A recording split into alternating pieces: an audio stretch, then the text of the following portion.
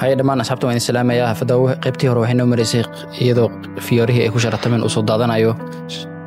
هذا بقى يبقى هردان صداون دي بقول نقو صداوي سياج قبتان ولا شان قادو موقالك لايك تسنا لسكسيو subaxdii xigta dhamaan ardaydu waxay arkayaan in Fiori oo soo fiixay kadibna aad ay u dabaaldegayaan waxay u dabaaldegayaan jiwaan guusha u gaaray halka Monsu iyo Chihai ay ka walwalsan yihiin xiriirkooda kuwan inuu dib isku soo laaban doono sharadkan dartiis sheekadana ardayda kaliya maxay seenayaan ay macallimiinta xataa way weydiinayaan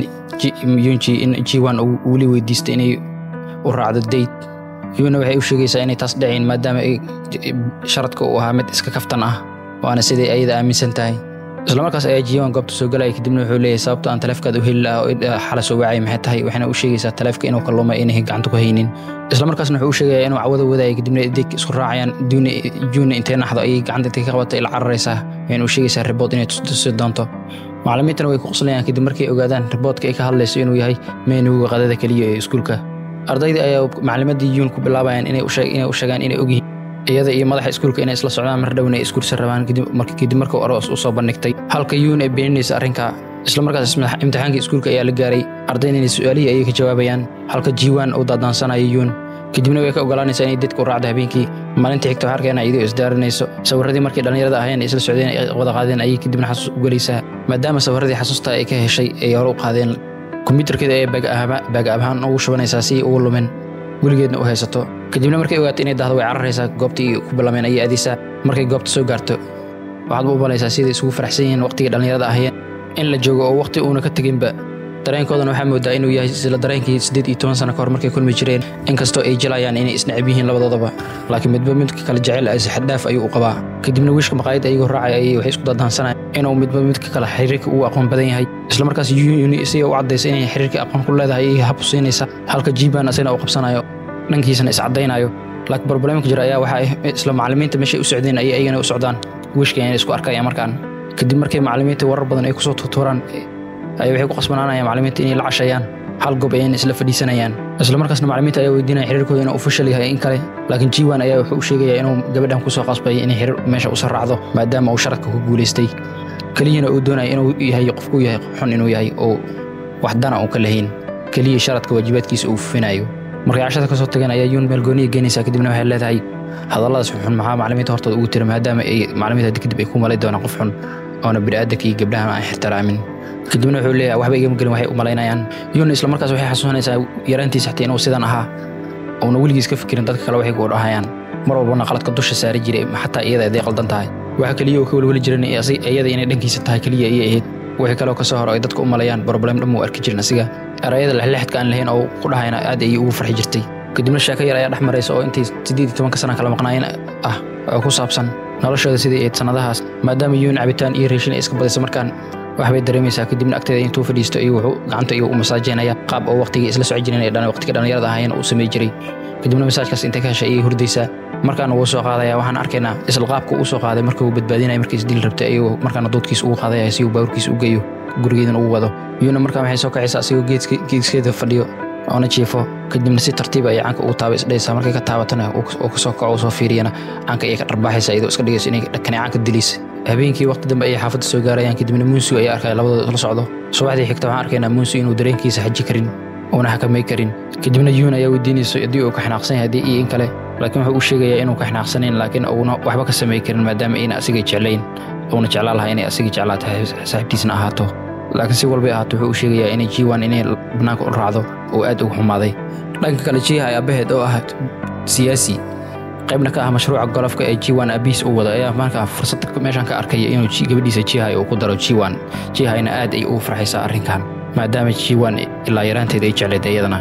iskuulkana haysu aad ay u xanaaqsan tahay kadibna Yuma ayaa giisiya u sheegayso sababta ay u xanaaqsan tahay inay tahay gabadha cusub ee ardayda Yuri la yiraahdo inay imtixaanka ugu dambeeyay ee kaalin koowaad u gashay iyadana labaad ay gashataan ay ka xanaaqsan tahay waana markii ugu horeysay labaad gashay kaalin koowaad laga baxsado giisiya oo markaan soo sab isdhahay wuxuu arkayaa inay la joogto kalkaalihii iskuulka kadibna garabka uu ka hayo arrintaana aad ayuu xanaaqayaa laakiin markuu arko kaligood inay meesha ku jirin uu isdajinayaa laakiin wuxuu isku dayaa inuu goobta ka wado haysu markay dareento giisiya inuu arrinkan ka xanaaqsan yahay isla markii gacanta ay ka qabanaysaa goobta inay kala cararaysaa ayadoo xanaaqsan ay banaanka geenaysaa kadibna waxay leedahay maxaa meel walba aad iga soo daba raacda adigu waxba ii sheegeen laakiin dareenkaada inuu nooc kale aan u dareema kadibna Giisiyaga ayaa ku dhahay ma garanayo sababta laakiin waxaan u maleynayaa inaan ku jeclahay una qaranayaa inuu jecel yahay isla markaasna wuxuu u sheegay inay joojiso waxay la sameynayso kalkaaliyaha iskuulka asagoo wax fahan ka haysan xiriirka u dhaxeeya iyada iyo kalkaaliyaha laakiin taa aad ayuu xanaajinaya kadibna fiir ay ku dhufanaysaa laakiin meel agtooda ay Yuri taagneed kadibna waxa meesha ka dhacay ay fiirsanaysay waxayna u aragtaa waxaan wax caruurnimo iyo waqti lumis kadibna goobta ay sii tagaysaa Jiwan Abyss asigoo la casheenayo Jiha iyo halka wuxuu ka ogaanayaa inuu wiilkiisa la nool yahay Yunji awooheed cadawgiisa uu weynaa inuu gurigiisa la joogo isla markaas asigoo xanaaqsan ayuu gurigiisa aadaya dhanka kale Yunji iyo Jiwan guriga ay imaanayaan ayadoo awooheed asagoo naal xirayo nalka inta ka soo fakado oo soo dhicrab Jiwan isla markii cararay kadibna intuu dhicin ayuu qabanay isla markaasna Jiwan Abyss oo meesha tagnaa ay arkay arrintaas u dhaceys kadibna intuu soo carar ayuu asagoo xanaaqsan ayuu darbaxsho ku kubaya Jiwan uu isdeejinaya halka Abyss oo controlka u lumay kadibna uu leeyahay xantaan ay soo gaartay maxay tahay oo gabadhan inaad la wada socotaan wuxuuna ku canaanayaa inuu ka leexdo dadka oo levelkiisa aan ahayn oo ka hooseeyo Jiwan markaa Abyss ayuu soo wadaya kadibna gaarigiisa ayuu keenayaa asigoo dhageysanayo dhammaan hadallada qallafsan ee afkiisa ka soo baxay haddaba xiriirka meeshiisa ma ka soo doonaya ama soo jooji doonaya Jiwan markaan xisaab ay isku dhufsanaya kadibna halka waxa uu soo baxay in Jiha barnaamijkan dhibaatadan dhamo ay ka dambeysay iskuulka ayuuna isla markii imaanaya markuu umaadan wuxuu arkayaa iyadoo taleefkii Yun hayso kadibna laba dar mid door ayuu ku leeyahay waa in ay sheegtaa si walba wax u dhaceen baaniga ayaa waxaan arkay indhihii ku arkay sheegayo iyo waxa ay sheegtaba laakiin isla markii waxay ka codsanaysaa inuu Yun u sheegin taleefkeeda inuu hayo aydan ay dib ugu celinayso isla markaas ayaa Jiwan wuxuu weydiinayaa Jiha sababta ay sidaan dham ugu sameynayso saaxiibteed qaaliga ah halka Yun wiligeed ay u haysatay saaxiibteed qaaliga inay tahay in jecleed Jiha ayaana u sheegayso sabab waxaan ay u sameysay dham inay tahay asiga dartiis qofkii ka xumaanayna ay xabba ay ka gelin kaliya ayada ay doonayso inay asiga hesho laakiin mar walba is aragna waxa ka hadashay Yun laakiin Yun waxa mar walba dhaawac aniga ma hayay leedahay ee waa adiga marka u soo laabatay adigoo caafimaad qaba hantina haysto Yun taa waxay ku noqotay sun ay ku noqotay ay ku leedahay guriga markuu soo socdo ayuu feeray geedka fiyoore agtiisa istaagaya kadibna wuxuu arkayaa geedka inuu yareeyay fiyoorihii u soo daadinayay taasoo u maleysay xiriirkii ay ku bilaabeen sharadka inuu halkaan gabagaba markaan yahay subaxdii xigtay Yun geedka ay imaanaysaa kadibna waxay arkaysaa iyadoo murugsan inuu geedkii sida uu joogsaday fiyoorihii u soo daadinayay Jiha ayaana isla markii imaanaysa kadibna waxay leedahay ilaa hadda ma ana fahmin sababta sharadkan u galeysaan iyo waxa ka damacsan tihiin laakiin kaliya waxa meeshan ka arkaa inaan adiga dhibaato ku soo gaarayso ay ku leedahay ayadoo arrimaheeda khaaska wadata ay saaxiibtinimo ugu talinaysaa inay shakadan joojiso Jiwan ay isaga tagto maadaama Jiwan oo dareenkeeda ku ciyaarayo Yun ayaa isla markii ku jawaabayso inay ogtahay inuu ku ciyaarayo dareenkeeda ayna la socoto arrinka laakiin iskama fogay karo mana ka diidi karo wax u sameynaya ay ku leedahay kadibna Jiha ayaa ku leedahay sababta sida u sameynaysa maxay tahay waxayna ku leedahay hadda ka hor eray ugu dhahay ilaa hadda qalbiga ku jiro oo ahaa wiligeeda waxaan doonayaa inaan farxad igu noolaato sigoo farxas adigu wiilkiisa aad ugu dareemayso inuu aad ugu farxsan yahay hadalka uu ku dhahayo maalinkan waxa uu maleynaya dunida korkeeda inaan saaranahay ay ku leedahay maadaama xiriir yaraanteen xiriir xisaas oo qoto dheer oo soo dhaxmaray haddana aragtiisa aad ayaan ugu farxaya ay ku leedahay waana ogahay inuu mar kale iga tagi doono Yun isla markaas gurigeeda ay aadaysaa ayadoo oonayso halka kombiyuutarkii backup ee taleefka uu ku sameynayay uu u buuxsamay markaan sawirradii kombiyuutarka ay u galeen laakiin foldarrada kombiyuutarka ay ku arkaysaa foldarku cusub oo message spam laga dhigay ay ku jiraan kadibna message-yadii hadday furto waxay arkaysaa message-yadii taleefkiisu marka ku dhumo ka bacdi oo ka jabay taleefka kale cusub oo soo diray ay Jiha ay spam ka dhigtay asigoo ka sheekeynaya noloshiisa sidee noqotay iyo sida uu jecel yahay wili isla markaas dareenkeeda soo aad u kacay soo cararaysa xafiiskiisa inay soo cararaysa markay timaadana way ka weynaysaa goobtii dhanka kale Jiha baabuurkeeda iska fidhiisanaysaa iyadoo oonayso halkaana waxay ka xaqiiqsadatay Jiwan inuu wiligeed noqon doonin saaxiibkeed markaana waxaa arkaynaa Jiwan oo Yun awooheed aad u canaananayo maadaama uu sharad nolosheeda uu ka dhigay sharafteedana uu meel ugu dhacay laakiin Jiwan ayaa dhahayo waa inaan wax ku sheegaa Yun ilaa hadda waxay fahmi laadahay sababta uu Jiwan ugu xanaaqsan yahay maadaama uu aad u jeclaa waqtigaas aydan ay garanin wax qalad ay ku samaysay una maleynaysa inuu asiga ka tagay isla markaasna kursiga macalinka ay hoostiisa waxay ka arkaysaa taleefkeeda u yaallo isla markaasna Jiwan oo guriga joogaya wuxuu helayaa kursiga hoostiisa warqad ka helayaa oo ay qartay Yun markii ay jareed oo erayo aad ay ugu xanaaqsan tahay Jiwan oo ku qortay kadib markay weysay warqadan waxay u rajeynaysaa inuu nolol kaliidnimo oo ku noolaado oo wax saaxiibtinimo iyo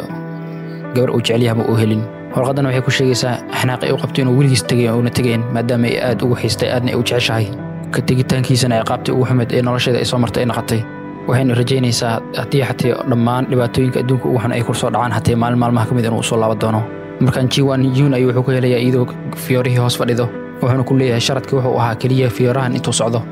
fiyoorahan uu joogsaday waa inaan joojinaa sharadkan xiriirka ku salaysan wuxuuna soo jeedinayaa in iska hilmaamaan sharadka ay ku shartameen halkaan ay ku joojiyaan markaana xiriir toos oo sax ay bilaabaan oo aan ku salaysnayn sharad Yun in ayaa kasoo har markaan iyadoo la yaaban hareerada afkiis ka soo baxay ninkan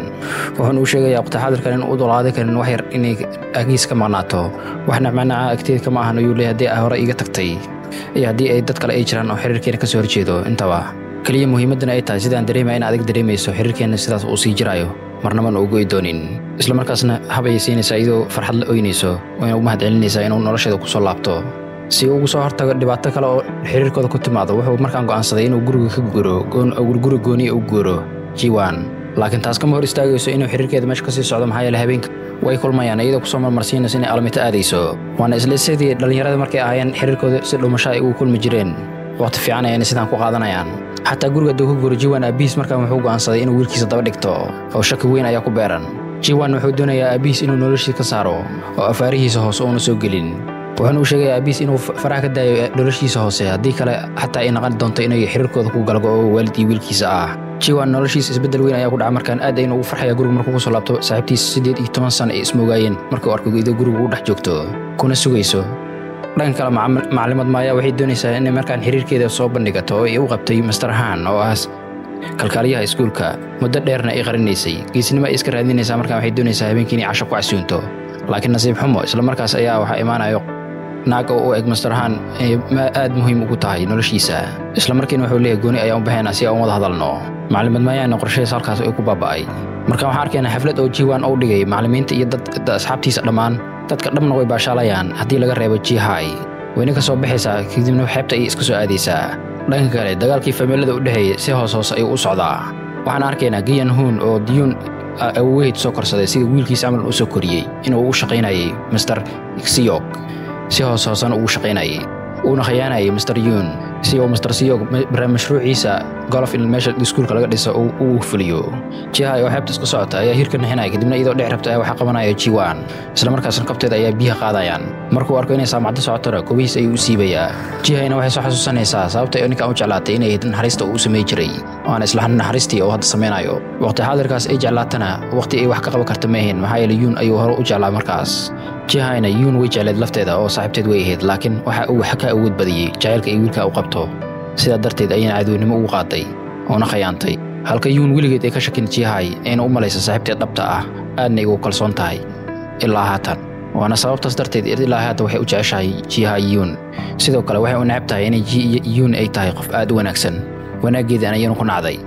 ayadoo u egtahay in dhankaas ugu masaarsan tahay Jihai markaan waxay isku dayaysaa Jiwan inay wax walba u sheegto laakiin wuxuu u sheegayaa inay asiga waxba ay ka qalad ka gelin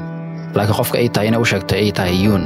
in afis weydiisato maadaama ay dhankeeda ka soo weerartantay isla markaasna waxay ballan ku qaadaysaa inay Yun u sheegayso wax walba ay dhacay dabadeedna ay noqon doonto saaxiibteed dhabta ah tamana ay khiyaani doonin kadibna Jiwan iska baxaya markaan